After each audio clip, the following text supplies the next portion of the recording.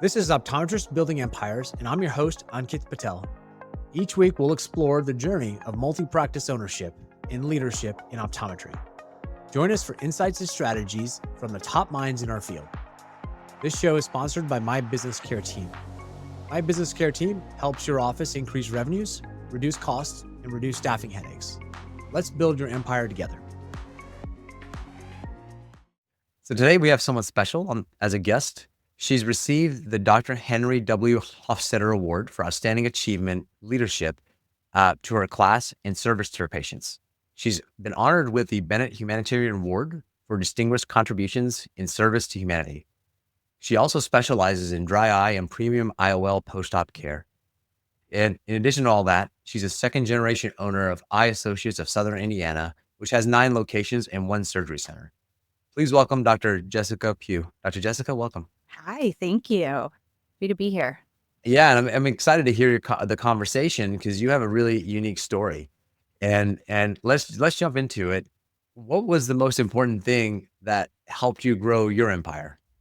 So I've been thinking about this question. And, I think at the end of the day, what it all boils down to has been relationships in various capacities across the board. But I think relationships have been kind of the foundation of any growth that we've had from the start all the way until now and even moving into the future. Yeah, and I think, can you tell me a little bit more about what that means to you specifically? Do you have a story to tell? How do you view relationships and why it was so important for you? Sure. So my dad, Dr. Brad Black, is the one that started the practice here originally 40 years ago. We were brand new to the area, not from here. It was a real kind of grassroots effort on his part to establish himself in the smaller community. We are in a suburb of Louisville, Kentucky. So we live in Indiana. Our main location and our surgery center are on the other side of the river, but it's a suburb of Louisville, Kentucky. So I remember being a little girl and running around the hospital with him. He took hospital call. I remember going to talks at nursing homes and churches and clubs, local clubs and things like that, where he would go in with this little slide deck and, give talks and show, slides of cataract surgery and happy patients afterwards. And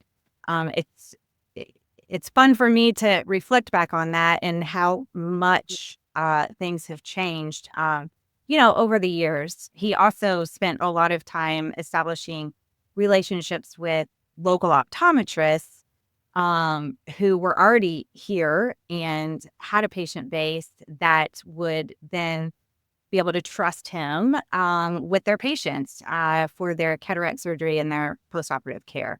So I remember being a little girl running around with those optometrist kids, and it really had big influence on me too when I was trying to decide what direction I wanted to head with my future too. Right. So, I think those relationships within the community and then the relationships with the local optometrists, okay, I got to kind of see that grow. And the patients, the community, it's fun. Even now, my dad will be 74 this year, and he loves to go to the Japanese steakhouse, and we'll be sitting there, run into a patient from 35 years ago, and he remembers their name or what he did for them and who they are and asks how they're doing. And so it's just kind of fun to be able to see those relationships that he fostered so many years ago. I mean, I remember being little too, and he recorded every cataract surgery. So it was not weird for me to walk through the living room and see a big, eyeball on the big screen TV because he was recording from one VHS tape to the other. So it had to play. So, just kind of fostering those relationships, even with the community. Yeah, I think it's interesting because, look, when he was probably doing this, it was probably like the old school, like physical slides and you had a projector, you had to click a button. Oh, yeah. Those are bulky machines you had to take with you. Yeah. For sure. Yeah. And he's an ophthalmologist. Is that right? He is an ophthalmologist. And then actually my husband is also an ophthalmologist. So my husband and I met in undergrad. Yeah. At Butler University in Indianapolis. Yeah. And then I went on to optometry school. Chris went on to medical school. And everybody said, oh, we're not going to put the pressure on him. We're not going to put the pressure on him. But ultimately, I was learning a lot about the eye, and we would talk. And he also liked the idea. He tells everybody he chose ophthalmology because he can sit down for the Yeah. surgeries. He doesn't have to sit up. So Fair enough. It's not bad. Yeah. And so tell me a little bit about your journey on being a second generation owner. Cause I imagine there's some folks listening is like, do I send it? Do I give it to my kids? Do I not? Like, help us kind of talk through what made you want to do it, what decided, how that transition go with your dad, or is he, like talk to us about that journey. yeah, it was an interesting journey. That pressure, I think or the desire to not pressure us into coming home. Chris did his residency down in Columbia, South Carolina. So we were down there for 3 years and just trying to kind of decide what we wanted to do moving forward. It was really natural for us to come back, though. It was nice for Chris. He shadowed my dad for the first 3 months before he even stepped foot in the OR himself to operate. And it was natural for me to come back and start working here. It was different because we have employees that have been here. I think our longest running employee is 35 years. Wow. Don't quote me on that, but I'm pretty sure it's 35. And she's still here. So she remembers me as a little girl following my dad around and running around the office and playing with the little file chart stickers. So it was interesting to come back and work with people that knew me as a small girl, and then now as a doctor. And so I think we worked hard. I don't know how successful we were, but we worked hard to try to earn everyone's respect and earn that position in the practice without coming in, expecting special treatment or anything. But yeah, ultimately we decided to move back here and slowly transition. We did not jump in and buy in as soon as we got here or anything like that. It was actually a pretty slow transition to where we are now. So my dad retired, I think it was about 7 years ago. Don't quote me on that. It might have been 5. Fully.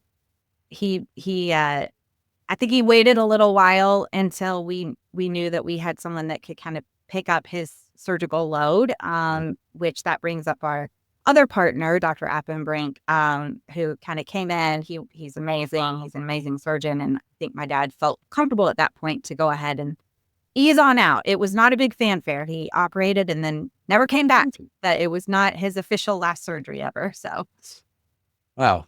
That's kind of a good story. So if I'm kind of summarizing what I'm hearing, kind of reflecting back, relationships are the one thing that has made you all successful for multi-generations, right? Like at least 2, hopefully more.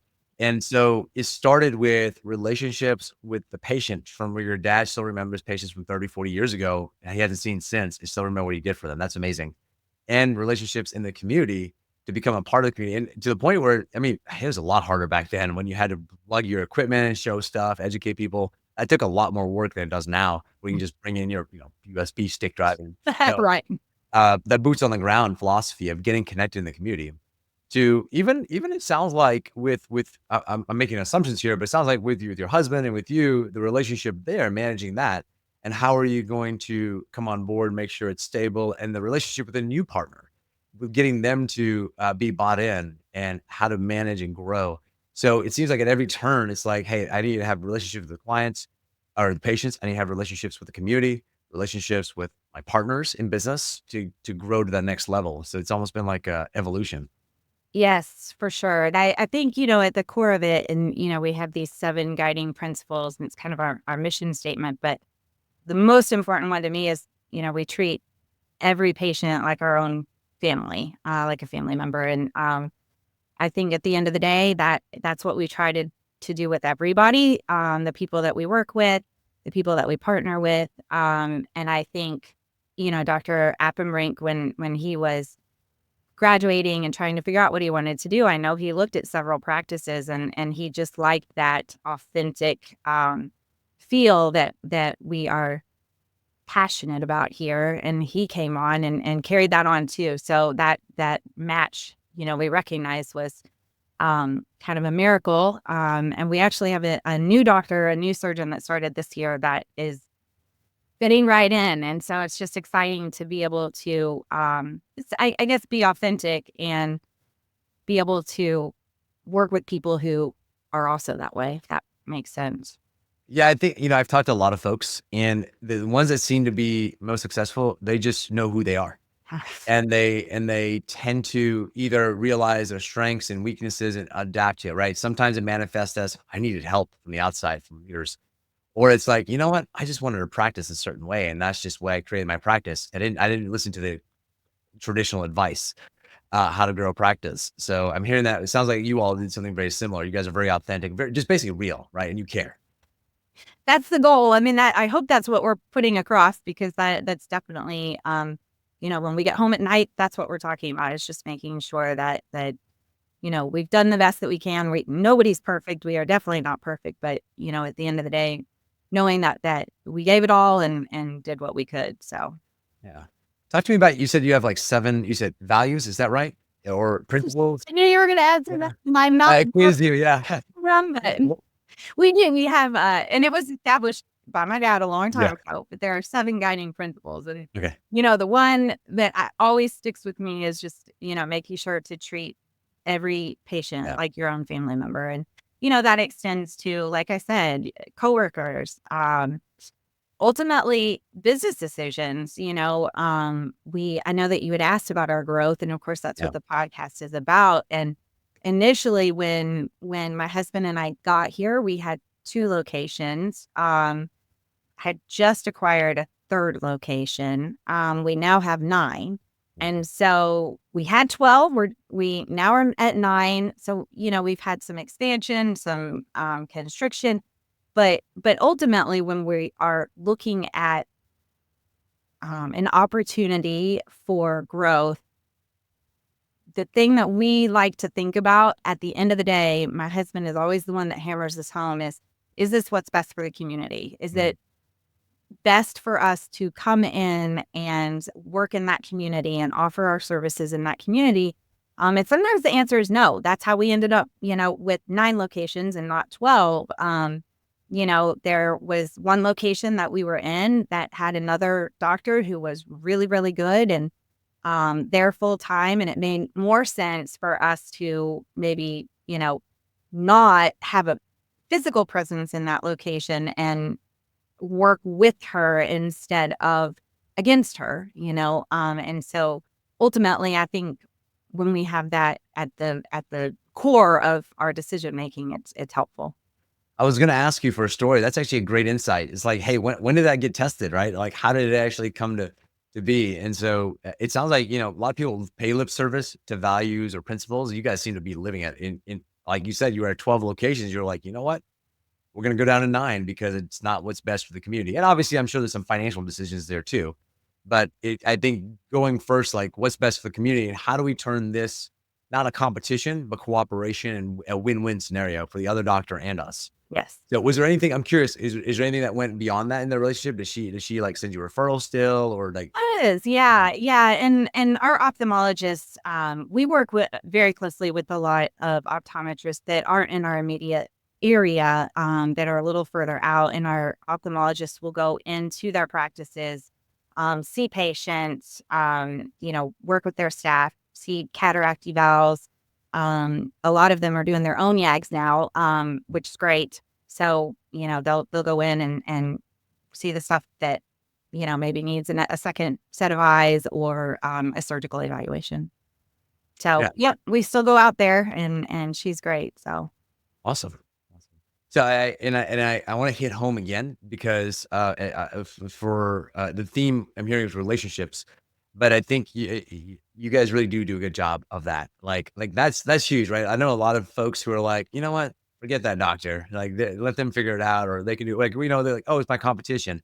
You guys took it and said, how do we make it an opportunity and keep that relationship strong? Um, yeah, and I mean, I think, one of our really good friends is a doctor, and he's not within our practice, but he's a great friend of ours, and I love it because he always says there's enough patients out there for all of us, and I think really at the end of the day that's so true. There's so many more patients that need care than there are us out there providing it, and so it's definitely, I think those relationships, and those are some of my favorite relationships too, because it's people I went to school with or people that I know from growing up and things like that. So yeah, it's for sure. So you went from 2 to 12, then to 9. Can you share some other, like, what was something that happened when you started growing that wasn't expected? You're like, oh, I didn't expect that.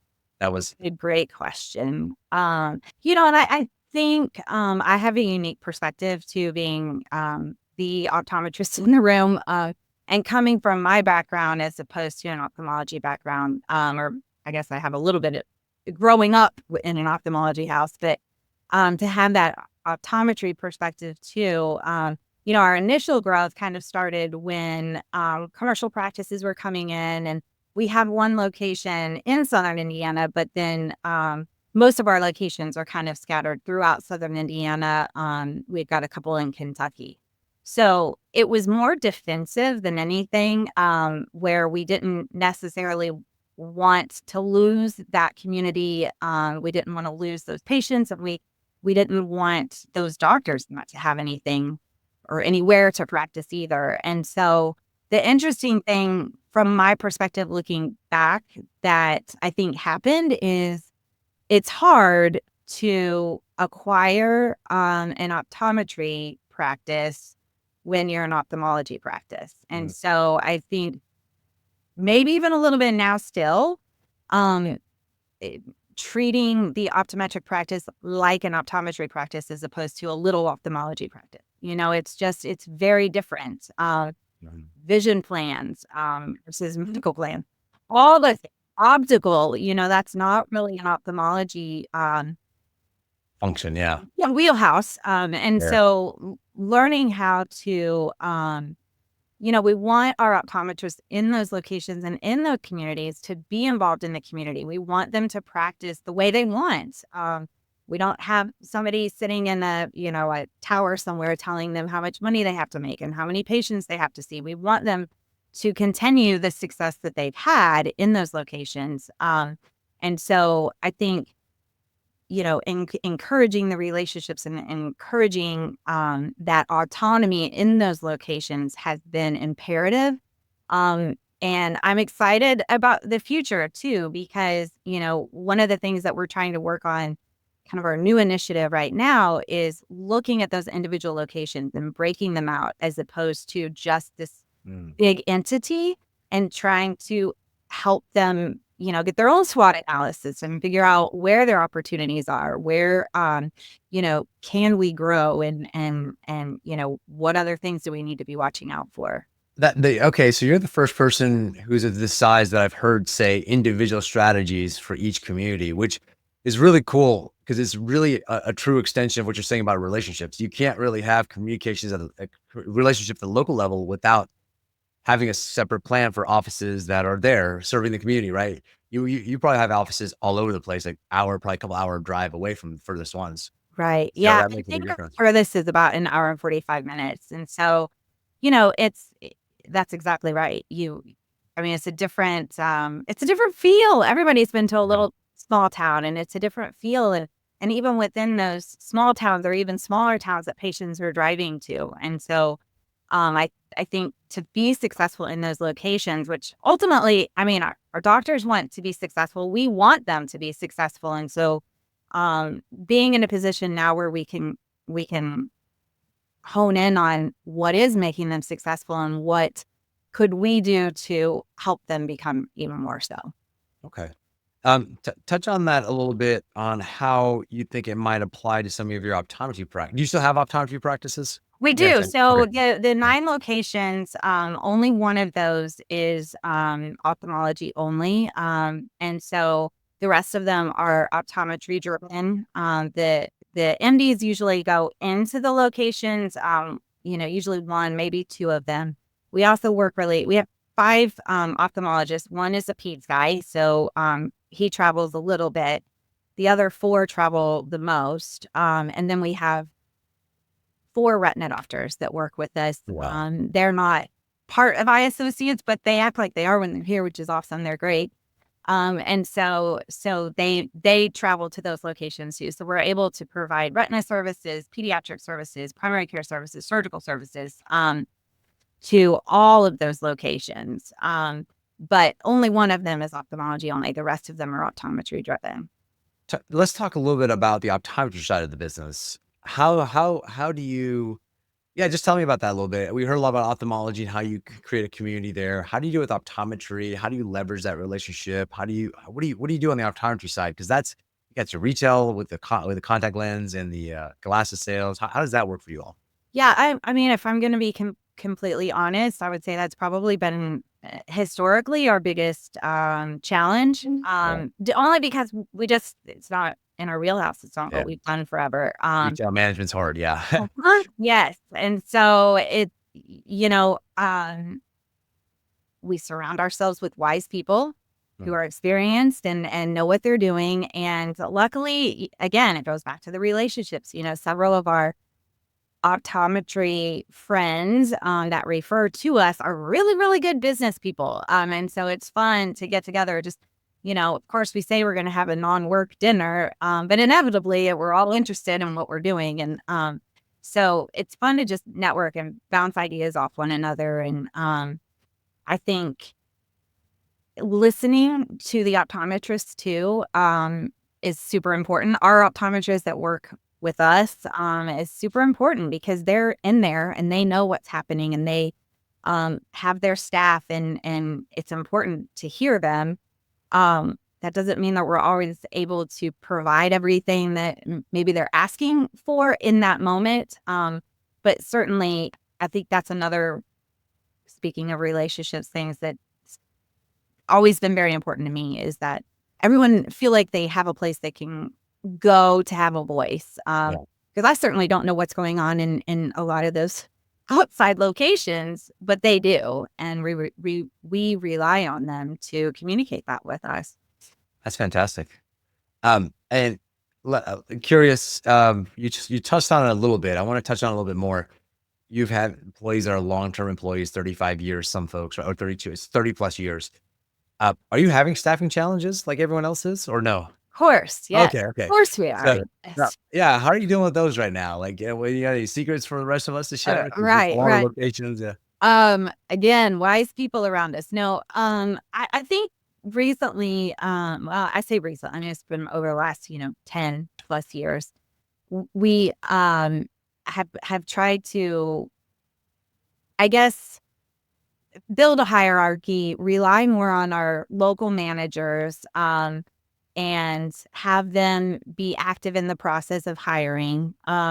We also have worked really, really hard on company culture. Of course, we're a big location. We have a big footprint. So private equity has come up. They've Mhm. approached us many times. It's not anything that any of us are interested in at this point.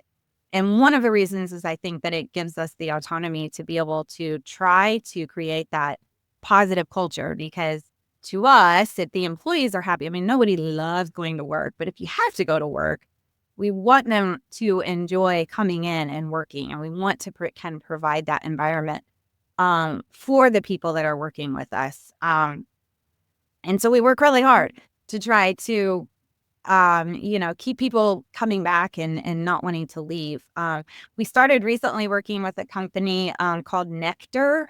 Mhm. And don't ask me a whole lot about it because I don't know a whole bunch about it, but it's been amazing. We have around 225 employees, maybe a little more, including the surgery center. And, it's a point system. And so you can get shout outs. It's kind of like a little Mm.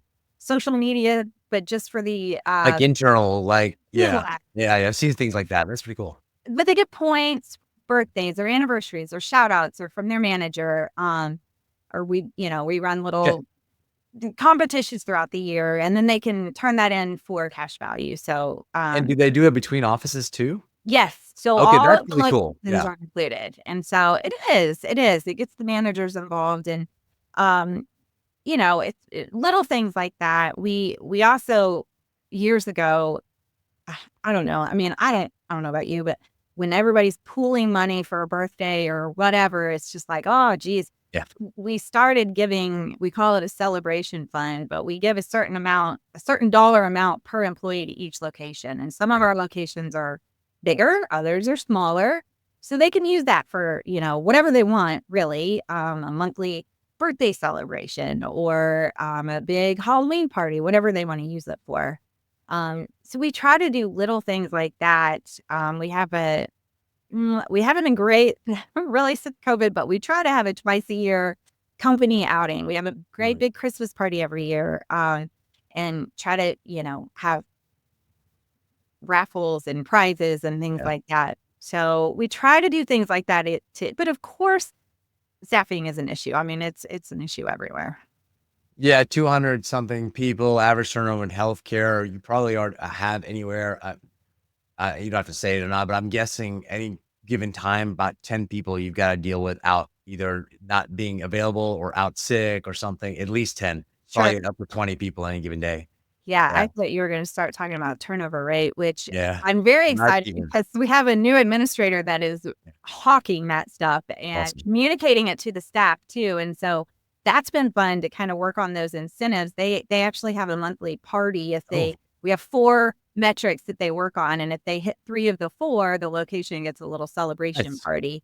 But yes, people being out, and our technicians, a lot of them travel, and things like that. So that helps because I know, I'm on ODs on Facebook and all that, and these smaller practices that only have, 1 doctor and 3 employees, I don't know how they do One it. person's out. That's 30% of the staff, right? Yeah, that's like 80 people being out in your office. Yeah, 1/3 of the time out there, yeah. So we're really lucky to have that flexibility to be able to say, "Oh, could somebody run up there and help out?" That's good. So It's interesting because I think the stat I heard, I think it's different now, but the last time I heard, 18 months is a good run for someone in healthcare. That's across all healthcare. If you keep someone for 18 months, you've done a good job.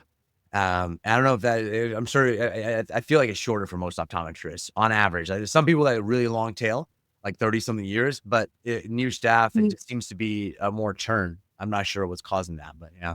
Yeah, and for years, that's kind of been our thing. Rhonda, I'll give her a shout out. She's the one that's been here for 35 years. And the question is, how do we bring along more Rhondas? I don't know if I have the answer to that, but I think just trying to provide that culture where, yes, you could leave and you could go down the road. And of course, I think you probably hear this all the time on here. I think our biggest challenge is the work from home. It's really challenging.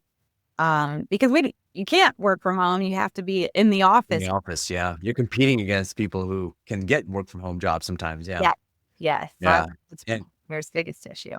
Yeah, and I'm sorry, I'm probably not helping you because we hire folks from offices like, "Hey, you wanna work from home?" Yeah. Yeah. Yes. Yeah, so, it's interesting because, I was just share with you some other folks who've been on the podcast. They've shifted their shifts to be 4-day shifts. And so, like, they may be open 6 or 7 days a week, but there's only 4-day shifts. You always have a 3-day weekend. And they've found a lot of practices are finding that people value different things now.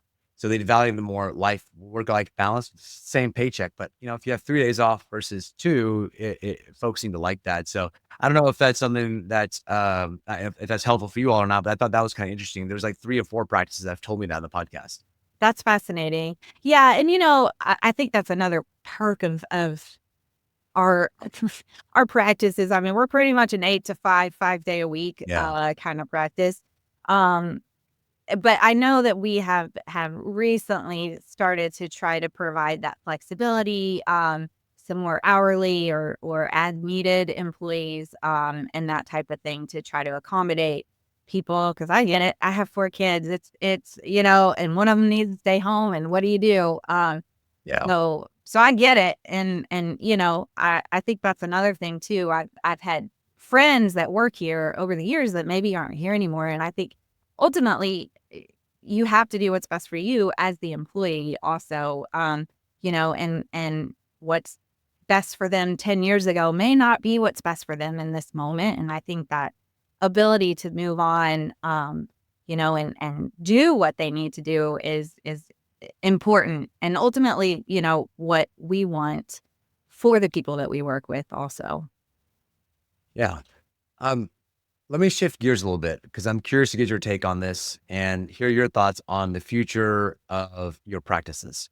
What do you see for the future? And I like to ask a priming question, and you can answer this however you want. Okay. If you had to double or triple the size of your business, how would you do it overnight? Oh man, overnight. Yeah. Well, you Um, know what I mean? Really, really fast. A lot. If you think it's going to take 5 years, do it in one, right? Like, just think really aggressive in terms of timeline. Yeah. So, well, it's interesting you bring that up. So, kind of our recent pipeline project that we've been throwing around is a new surgery center, and we went through the exercise and ultimately decided maybe now's not the right time. And so I think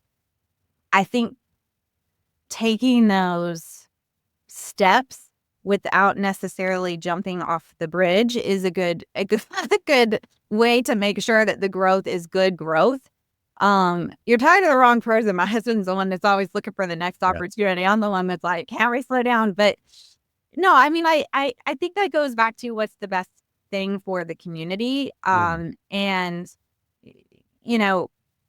if the opportunity was there and it was right for the community, then I don't know that we would do much differently than what we've done already. But it's just a matter of, is that need there?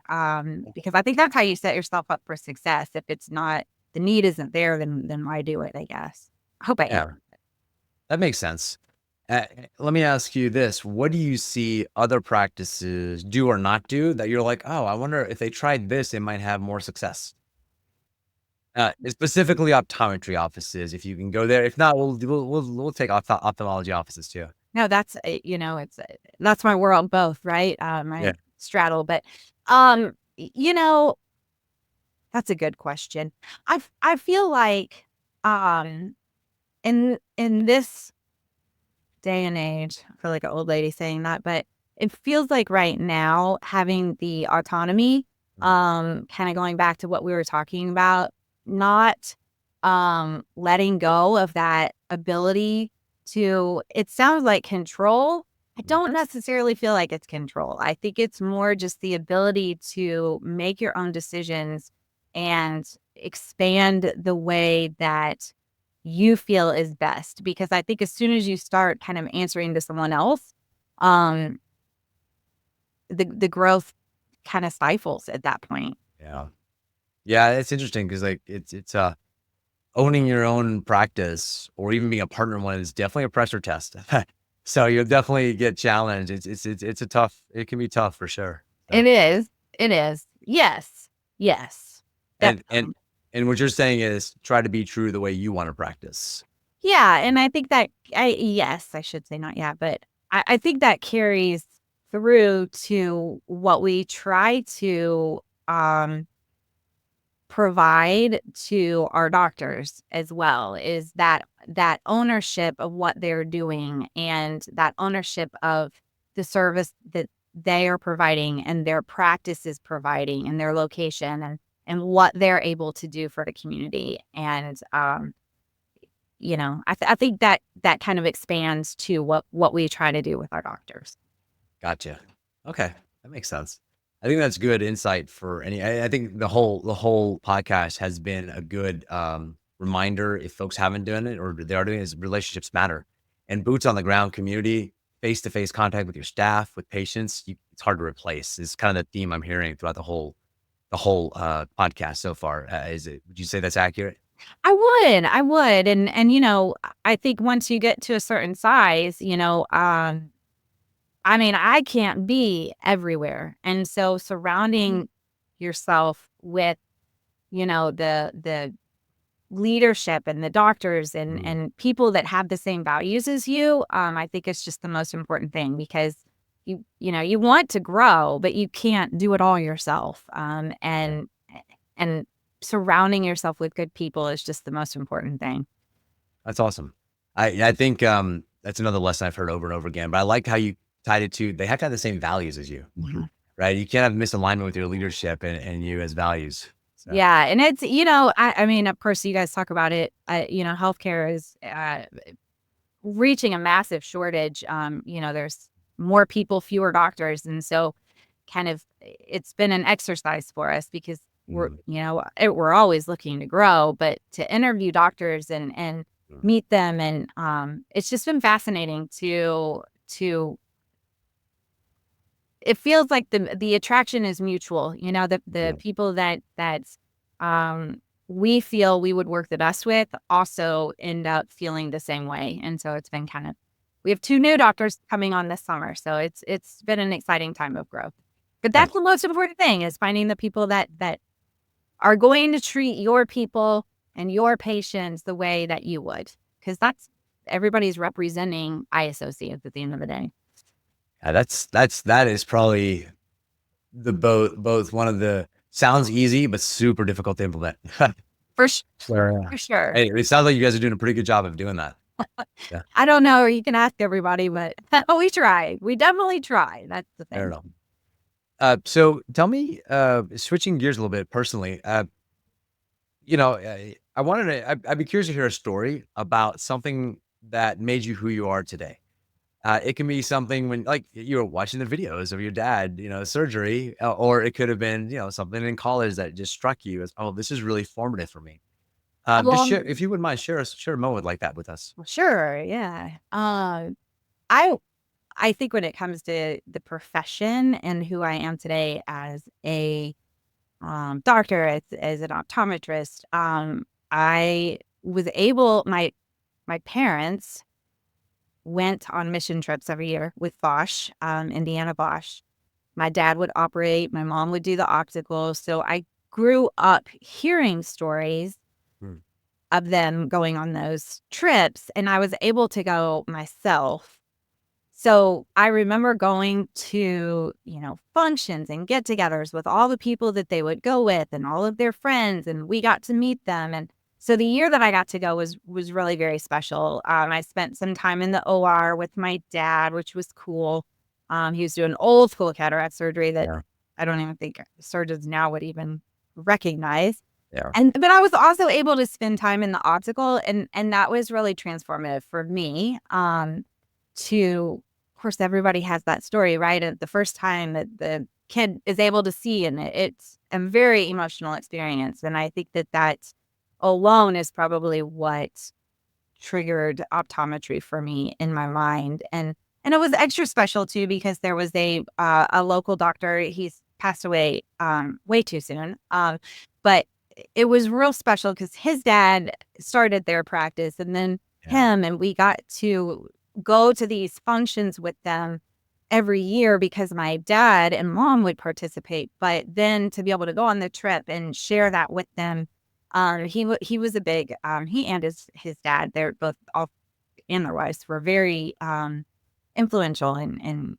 kind of what I wanted to do. So when I was in school, I was Bosch all the way, did the trips, all that good stuff. Then I grew up and had kids, and I keep saying someday I'll get back to it. So one day. Someday. Yeah. That's good. So let's time travel a little bit, what advice would you give yourself 4 days after graduating OD school that knowing what you know now, what would you give yourself as advice? Oh my goodness.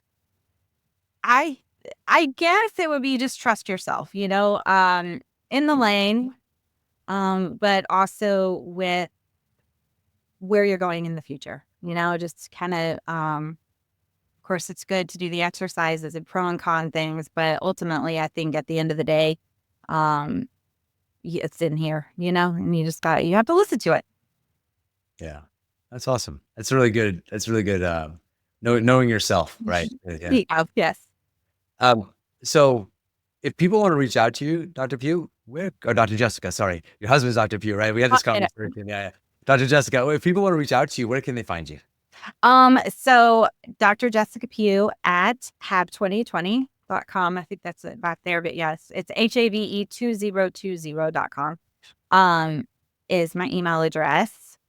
So I'm always happy to respond to email. That's probably the easiest way. Well, I appreciate that. And thank you again, Dr. Jessica, for being on the show. Absolutely. Thanks for having me. It was a pleasure. It was fun. Yeah. And thank you, audience, for listening. If you learned something, laughed, or found something interesting, please share and subscribe to the YouTube or the podcast. Thank you again, Dr. Jessica. This has been another exciting episode of Optometrists Building Empires. Take care. That's a wrap on another episode of Optometrists Building Empires. Thanks for joining. For show notes and more, visit buildingempires.live. This show is proudly sponsored by My Business Care Team. My Business Care Team was born out of staffing challenges my wife and I faced together, managing multiple optometry locations. We refined our approach at Classic Vision Care and now offer our expertise to others. If you're experiencing challenges with staffing and you'd like to set up a discovery call, we'd be happy to help you and connect you with the right resources. We'll see you next time.